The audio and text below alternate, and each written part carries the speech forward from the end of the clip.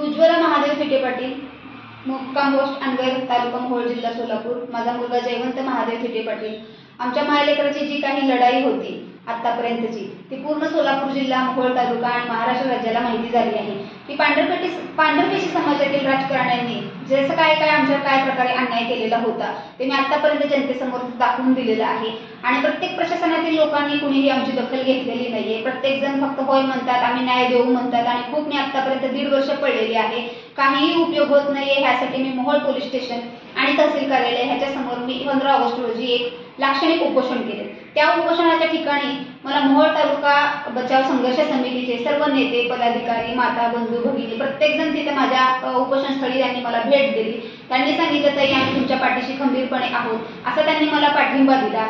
आमच्या कितीतरी videos viral झाले, आमच्या काही ठिकाणी आमच्या मुलाखती घेतल्या गेल्या की प्रत्येक आज महाराष्ट्र राज्यातील माता, बंधू, भगिनींनी मला इतका पाठिंबा दिला कमेंटद्वारे की ताई आम्ही तुमच्या पाठीशी आहोत, तसंच तुमच्या बहिणीला आणि मुलाला अशीच तुमची पाठिंब्याची गरज आहे।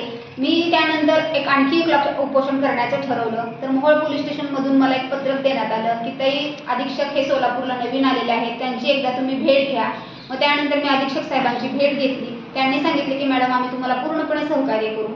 मग त्यानंतर त्यांनी मला थोडे दिवसा एक पत्र दिल्यामुळे मी त्यांचा सरकारी आदेश असल्यामुळे त्यांचा मान राखला आणि माझं पुढचं उपोषण 1 सप्टेंबरला करणार होते ते पुढे ढकललं आणि तेच माझं उपोषण आता 1 ऑक्टोबर रोजी ठरलेलं आहे।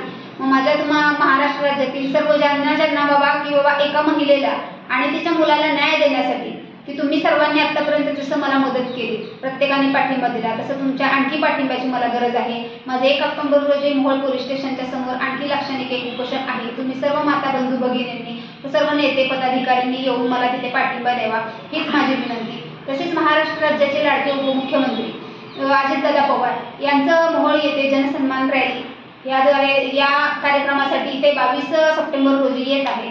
मी आणि माझा मुलगा की आमच्यावर आतापर्यंत मोहोळ तालुक्याचे माजी आमदार यांनी काय आणि कशा प्रकारे अन्याय केलेला आहे याचे निवेदन मी आज त्यांना देणार आहे। त्यासाठी आम्ही तिथे येणार आहोत। मोहोळ पोलीस प्रशासनाने आणि मोहोळ पोलीस स्टेशनने आम्हाला त्याबाबत सहकार्य करावं ही विनंती।